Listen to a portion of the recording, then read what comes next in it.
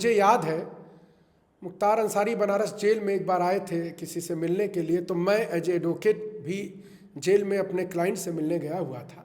तो एक वीडियो बड़ा चर्चा का विषय बना हुआ कि अफजाल अंसारी और डीएम मैडम जो वहाँ की डीएम हैं, दोनों लोगों में उस मिट्टी के देने को लेकर के बहस छिड़ी रहती है। बड़ी भीड़ से धार्मिक नारे लगवा कर अल्लाह अकबर के नारे और नाराए तकबीर के वहाँ के लोगों का यह कहना था, हम लोगों ने तमाम लोगों से बात किया था, उनका कहना था कि मुख्तार अंसारी एक मसीहा हैं। तो आप लोगों के जैसे कि 63 मामले हैं, तो आप लोगों का क्या नजरिया है इसको लेकर? जो व्यक्ति भारत के झंडे को सलाम नहीं कर सकता है, जो व्यक्ति भारत का राष्ट्रगान नहीं गा सकता है, उस व्यक्ति को उस राष्ट्रपति बनाने का मुख्तार अंसारी के बेटे अब्बास अंसारी जेल में बंद हैं और हाई कोर्ट से उन्होंने पैरोल मांगा था कि हमको इस जनाजे में शामिल होना है। तो क्या उनको अधिकार नहीं था कि अपने पिता के जनाजे में शामिल हो सके? मुख्तार अंसारी तो अभी दुनिया में नहीं है और उनके धरातल पर जो उनका जनाजा निकला था उसको भी हमने कवर किया था और आपको दिखाने का प्रयास किया था। वहाँ के लोगों की प्रतिक्रिया भी हमने आपको दिखा दी कि उनकी क्या राय है मुख्तार अंसारी को लेकर के। लेकिन कहीं न कहीं उनके ऊपर 63 मुकदमे दर्ज हैं, तो कहीं न कहीं आपराधिक प्रवृत्ति रही होगी तभी तो 63 मुकदमे थे, या फिर जैसा उन लोगों का कहना है कि फर्जी मुकदमे दर्ज कराए गए थे। तो इसी सब मुद्दों को लेकर के हम लोग जो है कि आज वरिष्ठ वकील हमारे साथ शशांक शेखर त्रिपाठी सर जुड़े हुए हैं, इन्हीं से ही हम लोग बात करेंगे।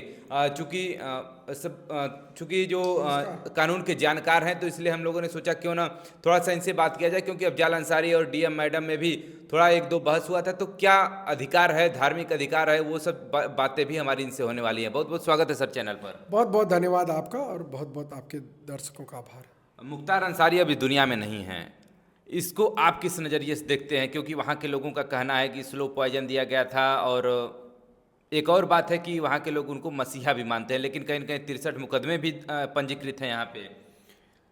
सबसे पहले तो मुख्तार अंसारी चूँकि जनप्रतिनिधि भी काफ़ी लंबे समय तक रहे, तो मैं उनको श्रद्धांजलि देता हूँ और उनकी उच्च गति के लिए कामना करता हूँ। परंतु 63 मुकदमे दर्ज हैं उनके खिलाफ।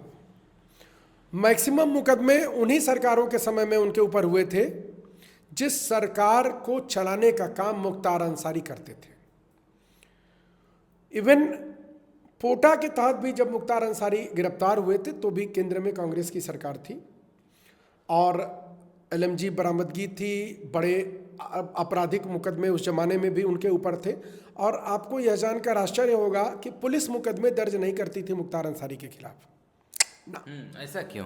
पुलिस के लोगों की हैसियत नहीं हुआ करती थी कि मुख्तार अंसारी के सामने अपनी कुर्सी पर बैठे रह सके। मुझे याद है मुख्तार अंसारी बनारस जेल में एक बार आए थे किसी से मिलने के लिए, तो मैं एज एडवोकेट भी जेल में अपने क्लाइंट से मिलने गया हुआ था। वहाँ पर जेल में मुख्तार अंसारी को जाने पर बड़ा वाला फाटक जो मेन गेट होता है मुख्तार अंसारी के लिए, वो गेट खुला था और वहाँ पर बड़ी बड़ी टेबलें सजाई गई थी मुख्तार अंसारी के लिए और उनकी पूरे टीम के लिए। और जो लोग मुख्तार अंसारी की उनकी टीम के लोग उस समय जेल में थे, वो लोग जेलर के साथ वहाँ बैठकर नाश्ता कर रहे थे और मैंने एज एडवोकेट उस मंजर को देखा था। आप समझिए 24 साल तक एक व्यक्ति जेल में रहा उस सरकार में जिस सरकार का पोषण, जिस सरकार का पालन मुख्तार अंसारी जैसे लोगों की बंदूकों की नोक पर हुआ करता था। मतलब 630 मामले ऐसे कम से कम रहे होंगे जिसमें लोग एग्रीव्ड रहे होंगे, मुकदमा दर्ज कराने का प्रयास करते रहे होंगे, न्याय के लिए दर दर भटकते रहे होंगे, परंतु उनको न्याय नहीं मिला होगा और उस न्याय की तलाश में वो भटकते हुए उनकी मृत्यु हो गई होगी। तो निश्चित तौर पर आज उन लोगों के लिए भी श्रद्धांजलि का दिन है जिनके मुकदमे रिपोर्ट हुए, जिनके खिलाफ अपराध रिपोर्ट हुए, जो मरे उनके लिए भी और जो मर गए जिनके मुकदमे दर्ज तक नहीं हो पाए उनके लिए भी। तो निश्चित तौर पर श्रद्धांजलि उनको भी बनती है जिनकी मृत्यु हुई है और श्रद्धांजलि मुख्तार अंसारी जी को भी बनती है। जी बताएं। जैसे कि अभी मिट्टी का समय था मुख्तार अंसारी के, तो एक वीडियो बड़ा चर्चा का विषय बना हुआ कि अफजाल अंसारी और डीएम मैडम जो वहाँ की डीएम हैं, दोनों लोगों में उस मिट्टी के देने को लेकर के बहस छिड़ी रहती है। तो इस समय जैसा कि आचार संहिता लागू है, धारा 144 हर जगह लागू है, वैसे भी जब से इनका देहांत हुआ तो फिर से कहा गया पुनः कि यूपी में धारा 144 लागू है। तो क्या मिट्टी देने का अधिकार पूरे गांव वालों को या फिर जो भी लोग वहां पर जा रहे हैं उनको अधिकार है कि नहीं? जी बिल्कुल। देखिए, मिट्टी देने की जो धार्मिक प्रक्रिया है, उस प्रक्रिया के तहत जो लोग भी जनाजे में शामिल होते हैं, सामान्य तौर पर वह लोग मिट्टी देने की प्रक्रिया के हिस्सेदार होते हैं। अभी हमारे एक मित्र की पिता की भी मृत्यु हुई थी, हम लोग 50-60 लोग जनाजे में शामिल थे और मैंने स्वयं भी मिट्टी दिया था। परंतु यह सामान्य प्रक्रिया नहीं थी। 10, 20, 25 हजार लोगों को उकसा करके यह बता करके कि मुख्तार अंसारी की हत्या सरकार ने करवा दी, उनको जहर दे दिया गया, लोगों की भावनाएं भड़का करके उनको वहां बुलाया गया और यह बताया गया कि यह लोग सारे लोग मिट्टी देने पर आमादा है। एक बड़ी भीड़ से धार्मिक नारे लगवा कर, अल्लाह अकबर के नारे और नाराए तकबीर के नारे लगवा करके जिस प्रकार से एक बड़ी भीड़ का नेतृत्व करते हुए मुख्तार अंसारी साहब के बड़े भाई जो जनप्रतिनिधि हैं, उन्होंने जो कृत्य किया वह निश्चित तौर पर आदर्श आचार संहिता का उल्लंघन है, क्योंकि वह भी चुनाव लड़ रहे हैं और प्रदेश में आदर्श आचार संहिता लागू है, देश में लागू है। इसलिए उनका यह कृत्य धार्मिक कृत्य की श्रेणी में नहीं आता, आचार संहिता के उल्लंघन की श्रेणी में आता है। मुझे लगता है कि सरकार को और निर्वाचन आयोग को इसका संज्ञान लेना चाहिए। तो डीएम मैडम ने कहा था कि आपके ऊपर हम लोग एफआईआर दर्ज कराएंगे, बिल्कुल। तो क्या ऐसा हो सकता है? होगा? बिल्कुल, उनको एफआईआर दर्ज कराना चाहिए। निर्वाचन अधिकारी, जिले की मुख्य निर्वाचन अधिकारी होने के नाते डीएम को यह अधिकार है कि कानून व्यवस्था का पालन कराएं और चुनाव में शामिल कोई भी व्यक्ति वह अपने को किसी धार्मिक आधार पर अपने को धार्मिक प्रिविलेज की मांग नहीं कर सकता है, क्योंकि धर्म, जाति, क्षेत्र, संप्रदाय के आधार पर दिया जाने वाला कोई भी भाषण आदर्श आचार संहिता के उल्लंघन की श्रेणी में आता है और आचार संहिता के उल्लंघन का मुकदमा भी मुख्तार अंसारी साहब जी के बड़े भाई के ऊपर होना चाहिए। जैसे कि वहाँ के लोगों का यह कहना था, हम लोगों ने तमाम लोगों से बात किया था, उनका कहना था कि मुख्तार अंसारी एक मसीहा हैं। तो आप लोगों के जैसे कि 63 मामले हैं, तो आप लोगों का क्या नजरिया है इसको लेकर के? देखिए, वो 63 मामले रिपोर्टिंग के हैं, 630 मामलों से ज़्यादा रहे होंगे और 20-24 सालों तक सरकार जेल में रहने के बावजूद वह जेल से सरकार चलाया करते थे और निश्चित तौर पर 10-5 हजार लोगों के लिए आप जो कह रहे हैं वह हो सकते हैं। खैर, मैं उसको नहीं मानता हूं, लेकिन 10-5 हजार लोग हो सकता है कि धार्मिक भावनाओं के आवेश में आकर इस तरह का बयान दे रहे हो, लेकिन मुझे नहीं लगता कि ऐसी कोई बात है। तो इतनी बार विधायक भी रहे, सांसद भी रहे, उनके पूर्वज भी लगातार जैसे कि ब्रिगेडियर वगैरह कहते हैं, उनके नाना है। मैं तो वही बता रहा था, अभी कांग्रेस की सरकार अगर रही होती ना, तो राहुल गांधी इस देश के प्रधानमंत्री होते जो आज पप्पू घोषित हैं, ठीक? और प्रियंका गांधी, राहुल गांधी, पप्पू का मैं बता रहा हूं, राहुल गांधी और प्रियंका गांधी को भारत रत्न मिल गया होता और आज के रेट में ये लोग इस देश के सबसे बड़े आइकॉन होते, ठीक? यही तो मैं कहना चाहता हूं बार बार कि इस देश की सभी समस्याओं की जड़ कांग्रेस है। 1926-27 में एक तुष्टीकरण की राजनीति करने के लिए सो कॉल्ड राष्ट्रपिता महात्मा गांधी ने मुख्तार अंसारी के दादा मुख्तार अंसारी, डॉक्टर मुख्तार अंसारी को भारतीय राष्ट्रीय कांग्रेस का अध्यक्ष जबरदस्ती बनाया, जबकि डॉक्टर केलकर को कांग्रेस के लोग चाहते थे कि वो प्रधानमंत्री, वो कांग्रेस के राष्ट्रीय अध्यक्ष बने। तो चूंकि कांग्रेस पार्टी 1926-27 में ही महात्मा गांधी की जेब में आ चुकी थी और महात्मा गांधी जी सभी राष्ट्रवादी लोगों को मुख्य धारा से अलग करते जा रहे थे, इसी क्रम में उन्होंने 26-27 में वो बनवाया, मुख्तार अहमद अंसारी को कांग्रेस का राष्ट्रीय अध्यक्ष बनवाया। और मैं बताता हूं आपको, आपके दर्शक जरा ध्यान से सुनेंगे, 1947 में भारत का विभाजन हुआ और 1947-48 में पाकिस्तान की नौशेरा बॉर्डर पे Usman Ahmed Ansari as a brigadier तैनात थे, ठीक?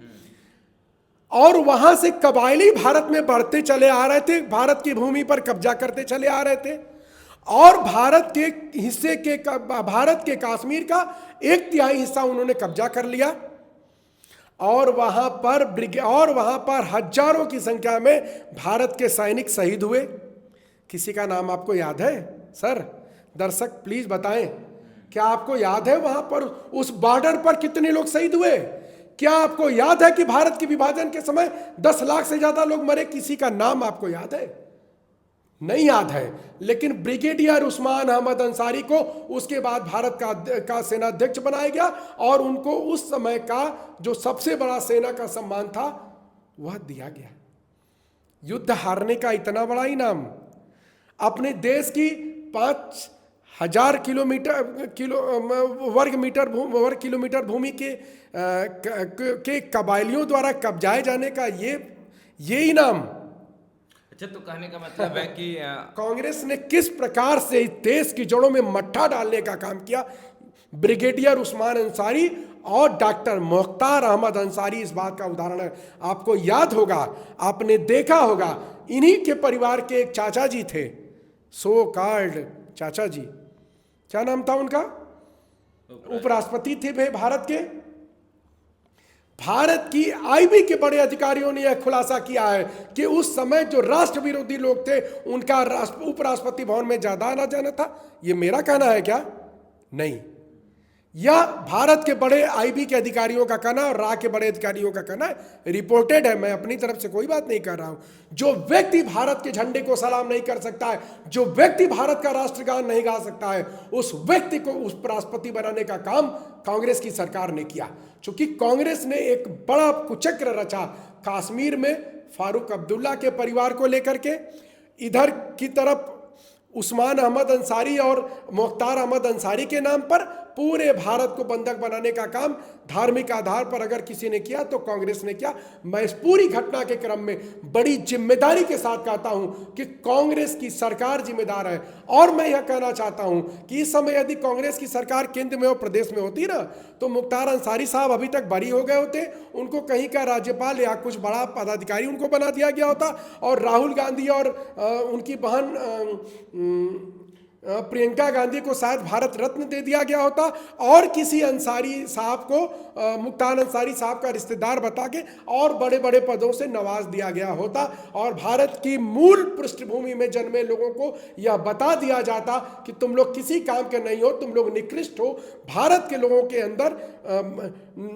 अंदर कमतर होने का भाव पैदा करने का जो कांग्रेस का सिस्टम था वह समाप्त हो चुका है अब। जैसे कि हम लोग जमीनी हकीकत जानने वहाँ पर पहुँचे हुए थे, तो जो लोग जिन लोगों से भी जितने भी लोगों से हमारी बात हुई, सभी लोग जो है कि भाजपा सरकार से नाराज थे। जब से इनका देहांत हुआ था तब से कहीं ना कहीं उनका जो गुस्सा है और उबाल पर था। देखिए 10-20 हजार लोग वो जो नाराज होंगे, उन लोगों ने कभी भारतीय जनता पार्टी को वोट नहीं दिया होगा, यह मेरा दावा है।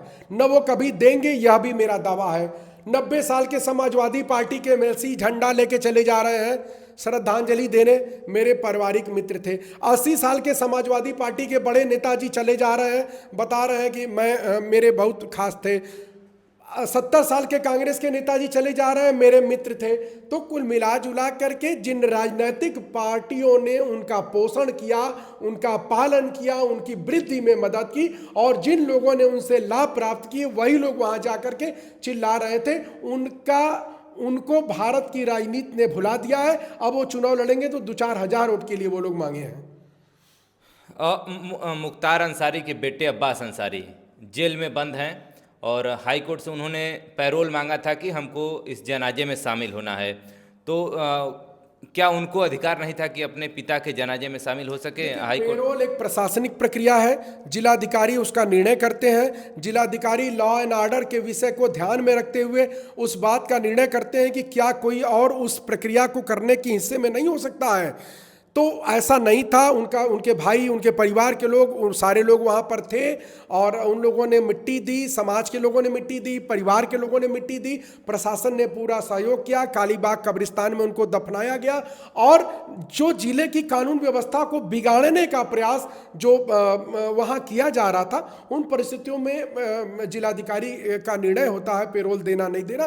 तो जिलाधिकारी ने यह सोच समझ करके लॉ एंड ऑर्डर की व्यवस्था को ध्यान में रख करके जरूर ऐसा निर्णय लिया जिससे कि लॉ एंड ऑर्डर भी न बिगड़े और एक तरीके से शांति व्यवस्था भी कायम रहे। और आप देखेंगे वहाँ शांति व्यवस्था बिगाड़ने का प्रयास किया गया। 10-20 हजार लोगों को लेकर के चढ़ाए और बता रहे हैं कि मैं धार्मिक रिचुअल्स का पालन करूंगा। धर्म में कहीं नहीं लिखा हुआ है लेकिन ठीक है, मिट्टी देना एक प्रक्रिया है, सारे लोग दे सकते थे, परंतु आदर्श आचार संहिता लागू है।